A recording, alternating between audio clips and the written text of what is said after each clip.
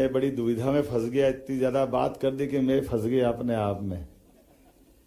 हमारे लिए तो आज का ये दिन आपके हमारे बीच भविष्य की दृष्टि से अपने बीच में कुछ संवाद करके शिक्षा के माध्यम से अतीत के कुछ उदाहरण को पकड़ करके जानकारी के बलबूते पर हम भविष्य की उड़ान की तरफ जाने वाले लोग हैं। युवा वो जिसके हाथों में ताकत हो, पैरों में गति हो, निगाह में दूर तक जाने की उड़ान के सपने हो और मन में संकल्प हो कि मैं निश्चित रूप से वो हासिल करके दिखाऊंगा। ये युवा के मन में परमात्मा की दया से मानव शरीर की खास करके हमारे बीच के अंदर आज के इस सभागार में बहुत सारी बात कहना थी, लेकिन क्षमा चाहते हुए मैं विलंब से भी आया और जल्दी भी जाना है।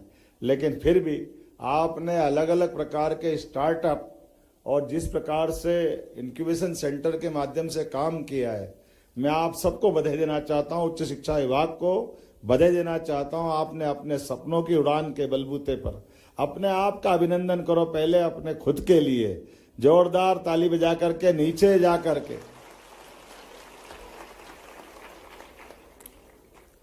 मैं कोशिश करता हूं आपसे संवाद करने की। आपके मन में कोई प्रश्न हो, खास करके सरकार को लेकर के कोई भी मन में प्रश्न हो तो अभी अपने में से केवल अपनी जिज्ञासा के लिए, नहीं तो मैं तो बात करूंगा। हाँ, ये बेटी कुछ कह रही, जरा हाथ पकड़ो, उसकी माइक दो भैया। मेरा बेटा दोनों पीछे कर लो। अब एक एक प्रश्न, एक मैं पूछूंगा, एक आप पूछोगे, ध्यान रखना। वाह, बहुत अच्छा बेटा। ऐसा इधर कॉर्डलेस माइक को तो दे दो जी, बता दो बेटा।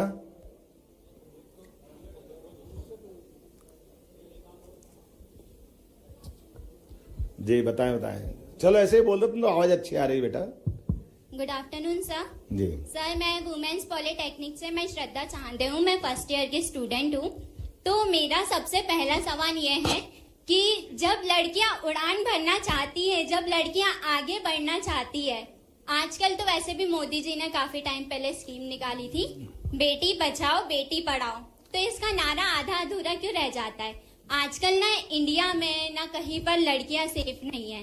एक मिनट बेटा, एक तो क्या है, एक तो ये भी संकट है कि भाषण देना के प्रश्न पूछना। मैं तुम्हारी ट्रेनिंग करा रहा हूं, ठीक है ना? चलो मैं आपको तुम बताता हूं। अच्छा ये बताओ, अभी अभी किस देश में, हमारी देश से भी पुरानी आजादी की बात करता है, ऐसा कौन सा देश है जिसने अभी अभी एक बेटी को मौका नहीं दिया राष्ट्रपति बनने के लिए?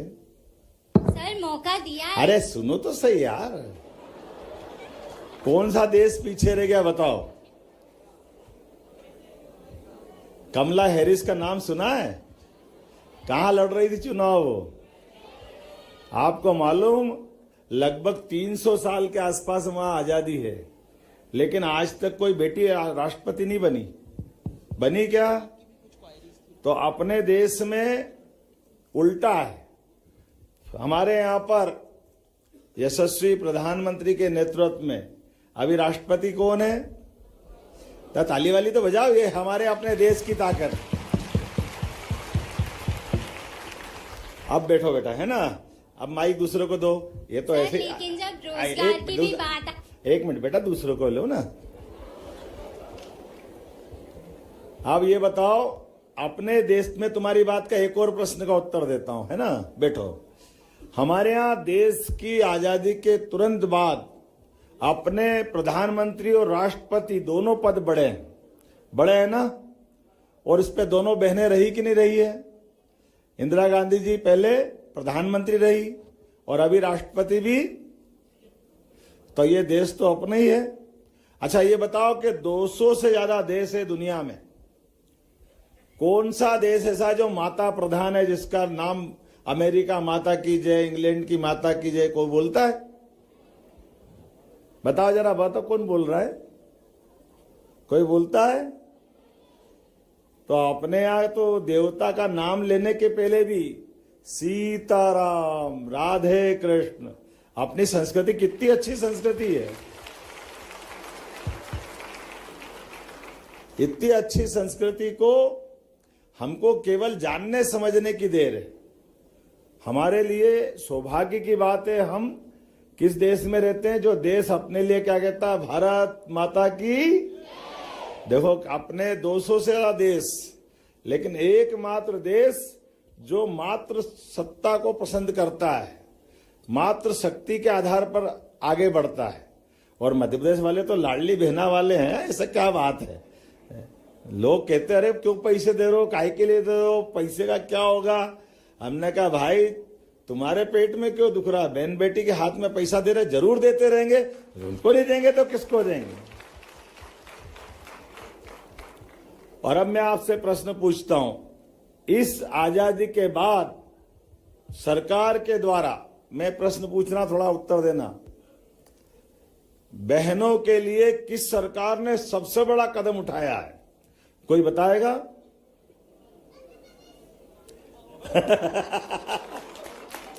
बैठो बैठो बैठो। क्या किया? सर लाडली बहना। चलिए हो गया, जोरदार ताली बजा दो, एक बार तो हो गया है।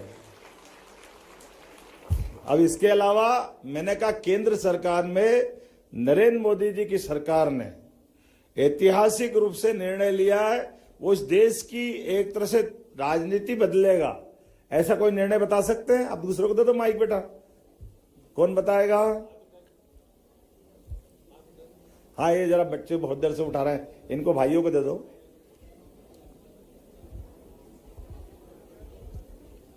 सर वुमेन रिजर्वेशन हैं? Sir reservation for womens. ये जोरदार ताली बजाओ, कितनी बड़ी बात है। महिला आरक्षण पार्लियामेंट में, असेंबली में 33% आरक्षण। और बड़ी बात क्या, ये जो अभी हमारी जितनी लोकसभा विधानसभा है वो तो रहेगी, लेकिन इनके अलावा इन पे प्लस कर दिया 33%। यह है मोदी जी की सरकार बहनों के लिए काम करने का सबसे बड़ा निर्णय। अब जरा ये अच्छा माननीय मंत्री जी कह रहे हैं, मध्य प्रदेश में बहनों को कितना आरक्षण दिया हमने, जरा बताओ, कौन बताता है? आप दूसरा कोई बताओ, जिनने नहीं बताया वो बताओ। 35%। जोरदार अभिनंदन करो इनका। क्या नाम आपका? राजुल कुशवाहा, गाड़ावाड़ा। राजुल कुशवाहा, अच्छा बहुत अच्छा, धन्यवाद। अच्छा अब ये अपन राजनीति से बाहर आए कि अंदर ही जाए, बताओ क्या मत है? जो राजनीति नहीं पसंद करता वो हाथ खड़े करो, शर्माओ मत। जो राजनीति पसंद करते वो हाथ खड़े करो। अच्छा उल्टा बोल रहे हो, मेरे को तो समझ में नहीं आ रहा है। नहीं पसंद करने वाले भी बहुत कम हाथ उठ रहे हैं और पसंद करने वाले बहुत कम है, तो बाकी क्या करने वाले बैठे हैं?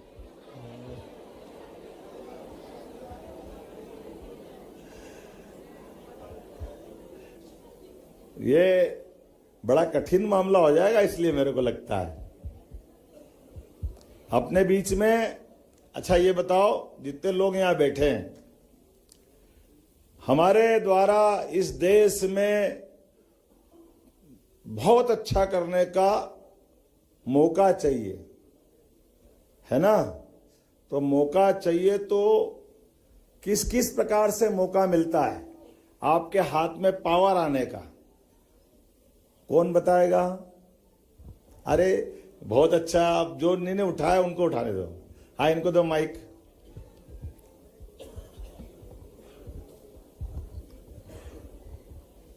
नमस्ते सर, मेरा नाम ध्रुवराज मिश्रा है। मैं उच्च शिक्षा उत्कृष्टता संस्थान से विद्यार्थी हूँ। बहुत अच्छा। जैसा कि आपने कहा कि देश में आगे बढ़ने के लिए क्या करा जा सकता है, तो मैं मानता हूँ कि सबसे पहले इकोनॉमिक डेवलपमेंट, दूसरी चीज कि सबको मौका मिले, इसके लिए एक बेहतर नेतृत्व होना अति आवश्यक है। बहुत अच्छा, जोरदार ताली बजाओ भाई के। ये एक्सीलेंस कॉलेज के विद्यार्थी है और इनका जवाब भी बहुत अच्छा है। अपने देश में आर्थिक रूप से सक्षम होना चाहिए, पहले आपने कहा, और दूसरी बात और जोड़ी, नेतृत्व भी अच्छा होना चाहिए। लोग कौन चाहते कि केवल आर्थिक रूप से मजबूत होना चाहिए? हाथ खड़ा करो जो चाहते देश आगे बढ़े, आर्थिक रूप से बहुत मजबूत होना चाहिए।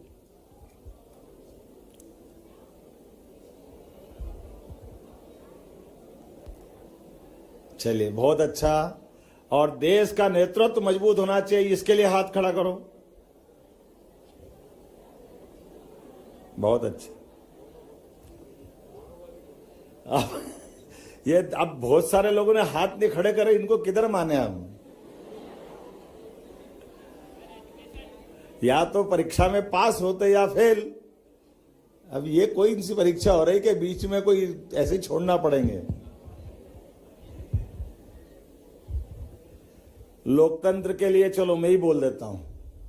देखो, इस देश में धन की कमी कभी नहीं रही। देश में धन कमाने वालों की भी कमी नहीं रही। परमात्मा ने देश को दिया भी सब है, लेकिन नेतृत्व की कमजोरी के कारण इस देश ने लगभग 800 से 1000 साल की गुलामी सही है। लोग हमारा धन लूट लूट के ले गए। तो अपने उस अतीत के सबक को धारण करके भविष्य में देश दोबारा कभी गुलाम न बने, इसका संकल्प करना चाहिए कि नहीं करना चाहिए? कौन कौन तैयार है? अपने हाथ खड़े कर बताओ। तो आप सबको, अब आपको कॉमन बोल देता हूं, हमारा देश मजबूत कब होगा? जब हम अपने लोकतंत्र में विश्वास करेंगे, अपने वोट का सदुपयोग करेंगे। ये वोट के उपयोग के लिए चंद्रशेखर आजाद, भगत सिंह, मंगल पांडे, शिवाजी, महाराणा प्रताप, पृथ्वीराज सिंह चौहान से लेकर के लंबी शहीदों की मालिका है। इनने सबने सपना देखा कि देश आजाद होना चाहिए, देश की ताकत देश के पास में होना चाहिए। लेकिन मैं अब आपसे निवेदन करता हूं, अभी आप में से कई लोगों ने हाथ खड़े नहीं करे, अब मैं उनके तरफ थोड़ा सा इशारा करता हूं। आने वाले समय में आप सब, जब आपको मताधिकार का मौका मिले, कोई मत छोड़ना और बराबर हिसाब करना कि हम अपने मेहनत का, अपने परिवार के लोगों का, अपने गांव की ताकत का इस देश के साथ सदुपयोग करना चाहते तो लोकतंत्र में जरूर हिस्सा लोगों, बोलो लेंगे कि नहीं लेंगे? तो आप में से हर एक कोई अच्छे काम के लिए आगे बढ़ना। अब ये थोड़ा सा मैं टर्न कर दूं? हाँ, अच्छा अच्छा। ये अपने उच्च शिक्षा विभाग में हम सब अपनी अपनी डिग्री करने आए हैं, और डिग्री करने के बाद नौकरी कौन कौन करने वाले नहीं है? हाथ खड़े करो। जिनने तय कर लिया कि नौकरी नहीं करेंगे, एक को माइक दो भाई। ये जो इधर से, हाँ देव जरा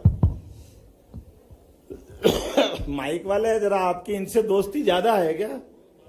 हमारे उधर वाले हाथ खड़े कर देख ही नहीं रहो। चलो कोई बात नहीं। काजल, तुमने तो बता दिया। जी जी, प्रणाम सर। लेकिन मैं बताना चाहूंगा कि मैं किसानी करना चाहता हूँ। बहुत अच्छा, जोरदार ताली बजाओ। अब आप किसानी क्यों करना चाहते, थोड़ा सा बता दो। किसानी इसलिए करना चाहता हूं क्योंकि जो पहले तो किसान अन्नदाता होता है, और भारत की जीडीपी है उसमें सबसे अधिक योगदान कृषि का होता है, लेकिन उतना उत्पादन हो नहीं पाता है। इसलिए उसको सपोर्ट के लिए मैं किसानी करना। बहुत अच्छा। थोड़ा उत्पादन का आंकड़ा बताओगे क्या, कौन सा नहीं हो पाता है? ऐसा कुछ मालूम है?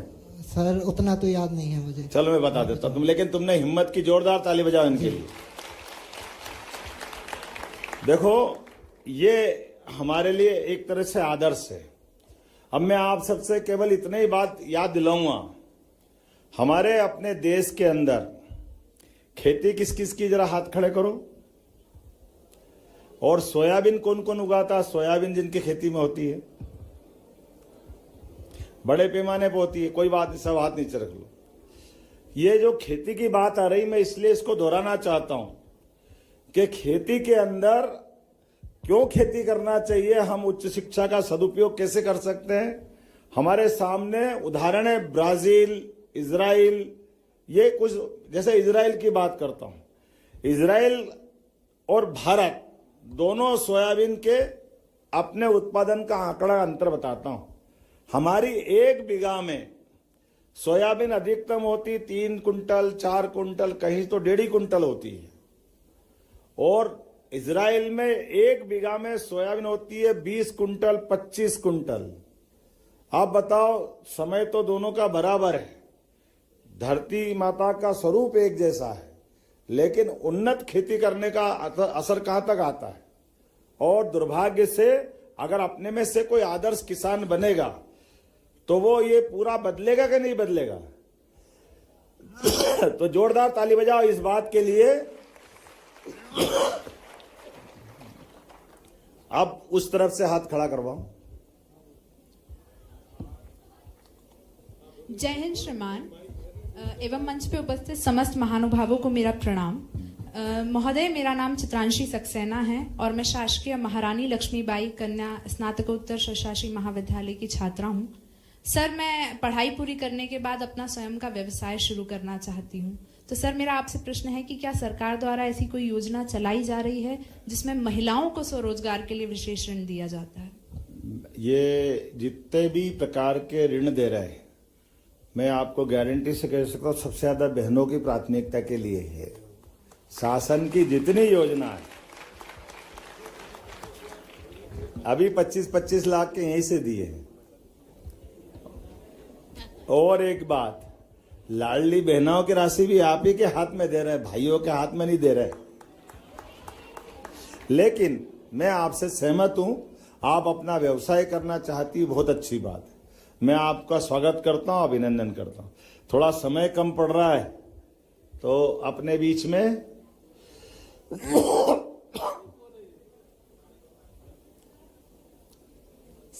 हेलो सर, मेरा एक क्वेश्चन। अब मेरा नाम मोनिका सिंह है। मैं शासकीय महिला पॉलिटेक्निक महाविद्यालय भोपाल में फैशन टेक्नोलॉजी डिपार्टमेंट की स्टूडेंट हूँ। सर, मेरा ये सवाल है कि मैं इस डिप्लोमा के बाद रोजगार के लिए जाना चाहती हूँ, तो इस क्षेत्र में मध्य प्रदेश में रोजगार की क्या संभावनाएं हैं? बेटा, अभी मैं तुमको यहीं से बताता हूँ। आपकी कब डिग्री होने वाली है? सर, ये लास्ट ईयर है। तो यहीं से आप अचारपुरा में हमारी 6 इंडस्ट्रियां चल रही है। रोशनपुरा से आगे जाओगे, रायसेन रोड पर 5 इंडस्ट्री चल रही है। हमने प्लान किया है कि हमारे यहाँ कॉटन सबसे ज्यादा होता है। कॉटन के आधार पर धागा बनाते बनाते कपड़ा भी यही बनना चाहिए। लेकिन मुझे अब इस बात की और खुशी है कि हमने ना केवल कपड़ा बल्कि कपड़े से रेडीमेड गारमेंट्स पूरा तैयार करके बाकायदा हैंगर में टांग करके अमेरिका के मार्केट में लगाने की योजना बना करके हम बिजनेस कराना चाहते हैं। हमारे धागे का, फसल का, सिलाई का, बुनाई का, पूरे तैयार करने, पैकिंग का भी सारा हमारे प्रदेश में होना चाहिए। और बल्कि इससे आगे जो आपकी जैसी बहन मां काम करने जाएगी, उस इंडस्ट्री के लिए प्रति लेबर 5,000 रुपया महीना हमारी सरकार के द्वारा 10 साल तक उस इंडस्ट्री को देने चाह रहे हैं। क्योंकि आपको जब 12-13 हजार रुपये महीना मिलाएगा तो 12-13 हजार महीने में 5,000 रुपये महीना 10 साल तक हम देने जाएंगे कि हमारी बहनों को रोजगार दो, इनको हम अपनी तरफ से मदद करने को तैयार हैं। मुझे लगता है आज के इस अवसर पर थोड़ा सा समय कम पड़ गया है। अभी हमने अब बैठ जा बेटा, है ना, सब लोग बैठ जाओ, अब बैठ जा बेटा। थोड़ा सा अगली बार के लिए भी रखो, एक ही बार थोड़ी है। हाँ, अब मैं अपनी ओर से अगली बार का आश्वासन देते हुए किसी हालत में आपके बीच में आऊंगा। मेरे को बहुत बात करना थी, जितने हाथ खड़े नहीं हुए उससे ज्यादा खड़े करवाने वाला था, लेकिन काल के प्रवाह में कभी कभी चाहने के बाद भी कुछ बातों पे अपना बस नहीं चलता, मैं ज्यादा लेट हो गया। लेकिन ये संवाद का क्रम जारी रखना चाहिए कि नहीं रखना, ये बताओ। ये करना चाहिए, जिनको पसंद है ताली वाली बजा के बताओ।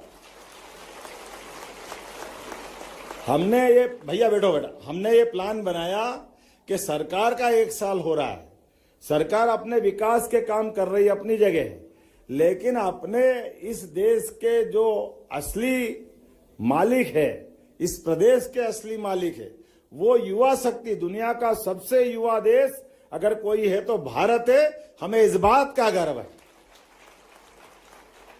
इसलिए युवा शक्ति के साथ युवा संवाद करना चाहिए, और युवा संवाद करने के लिए कॉलेज, स्कूल, अपने सभी प्रकार के, खास करके हमारे इस तरह के एक कैंपस में आकर के बात करें, इसीलिए सिलसिला चालू किया है। मेरी अपनी ओर से अपनी भोज यूनिवर्सिटी के वाइस चांसलर, उच्च शिक्षा विभाग और आप सबको बधाई देता हूं। अभी एक और कार्यक्रम में जाने वाला हूं, उस कार्यक्रम के पहले 2 जानकारी केवल आपको देता हूं। आप सब याद रखना, अपने देश के प्रधानमंत्री लगातार कितने प्रकार की चिंता कर रहे हैं। हमारे देश के दुश्मनों को ठीक करने के लिए देश में कुल 3 देश ऐसे हैं, एक इजराइल, दूसरा अमेरिका और तीसरा माननीय मोदी जी के नेतृत्व में भारत बना है। हमें इस बात का गर्व है।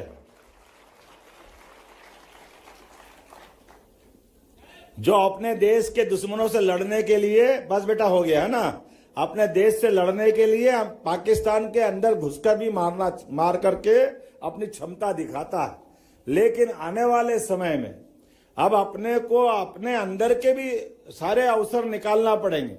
इसलिए भविष्य के लिए मध्य प्रदेश में खेती, किसानी, रोजगार सभी सेक्टर में हम बराबर काम कर रहे हैं, और आप और हमारे सबके संयोग से सरकार की नीतियों के बलबूते पर देश में मध्य प्रदेश को नंबर 1 का राज्य बनाना है। बोलो सब तैयार है कि नहीं है? तो ताली वाली बजा के अपनी बात का समर्थन करो। आने वाले समय में ये संवाद का क्रम भी लगातार जारी रखेंगे, और नई शिक्षा नीति के बलबूते पर निश्चित रूप से आपकी डिग्री सार्थक होगी। बहुत बहुत धन्यवाद। भारत माता की जय।